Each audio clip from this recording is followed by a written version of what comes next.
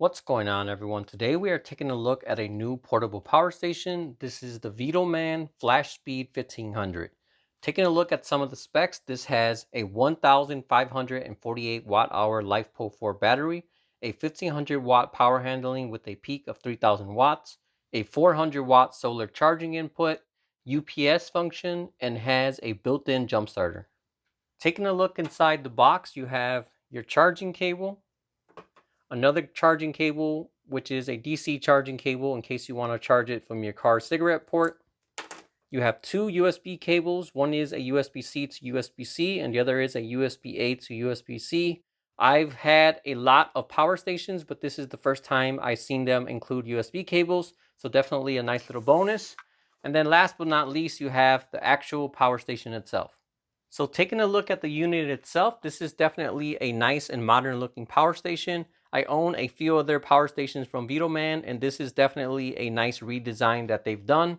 Looking at the top of the unit, you have a built-in storage compartment, which is definitely a feature I really like. With other power stations, you got to grab your cables and carry them in a separate bag. But this one, you can put all your charging cables and everything inside there, and now you always have everything you need with the power station.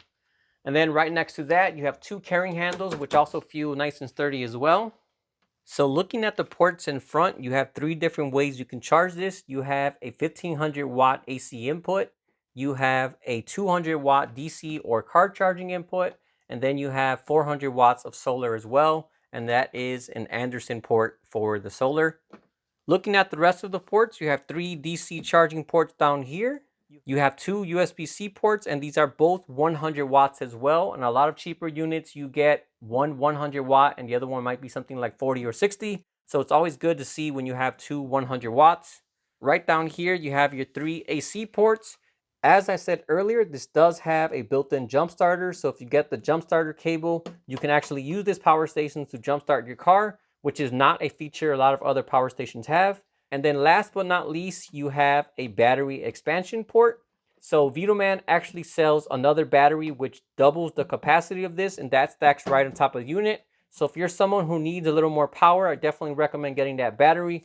Personally, I definitely prefer having a smaller unit and then an expansion battery, because if you have a bigger unit, it's just much heavier and harder to move around. But with this one, if you want to take only the unit, you can do that. And then when you need more power, you can go ahead and take the extra battery as well. As I said earlier, this is rated for 1500 watts of charging through the AC input, but as I was charging it, it actually got a little more than 1600 watts, so it performs better than advertised. And with this fast charging speed, you can charge the entire unit in 1 hour. So definitely very impressive as far as charging goes. A lot of times when you have a more affordable LiFePo4 power station, usually they'll cut a corner here or there to make the price more affordable. But this one definitely has very good specs that could easily compete with other power stations that cost $400 to $500 more than this one does. All right, so I drained this power station from 100% to zero using about a 650 watt load, and it put out a total of 1,252 watt hours. Doing the math, that gives this unit a usable capacity of 81%. Most power stations of this size put out about 80 to 85% on average, so this is right there on par with most other units. So I know there's a lot of people out there that get nervous when it comes to storing large batteries like this in their house, but rest assured you don't have anything to worry about, as all VTOMAN power stations come with their Life BMS protection. This includes a ton of different ways to keep the battery safe, including overheating protection, spark protection, over voltage protection, and a lot more. I'll throw an image up on the screen so you can see what they all are as well. Alright, so let's go ahead and try out the inverter. As I said earlier, this has a 1500 watt power handling with a peak of 3000 watts. From previous experience with VTOMAN units, typically they can do the rated power handling plus a little more. But let me go ahead and hook some things up and we'll see how this one performs. Alright, so I went ahead and hooked up not one, but two electric heaters. And as you can see, it's pulling almost 1700 watts. And this has been running for about 2 or 3 minutes now. Normally, these two heaters will pull somewhere around 2500 to 3000 watts. But a cool feature that all VTOMAN units have is they can scale down the power they give. So as long as you have an appliance that's not voltage sensitive, this can step it down and run it at a lower wattage. So this wouldn't work with something like a TV or a computer where it needs the full power, But electric tools and appliances like this, that's where it really comes in handy to have that feature.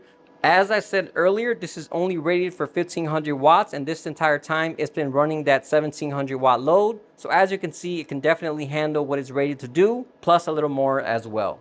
With that being said, this unit is going to be great for camping, outdoor movies, power tools, or even home backup power as well. Overall, this is definitely a great power station. I own a few other power stations from VTOMAN, and they all perform great without any issues. So all in all, if you happen to be shopping for a power station around this capacity, I would highly recommend this one here, which again is the VTOMAN FlashSpeed 1500. All right, that about wraps up this video. As usual, if you have any questions at all, feel free to drop me a comment and let me know. Otherwise, thanks for watching, and I'll see you all next time.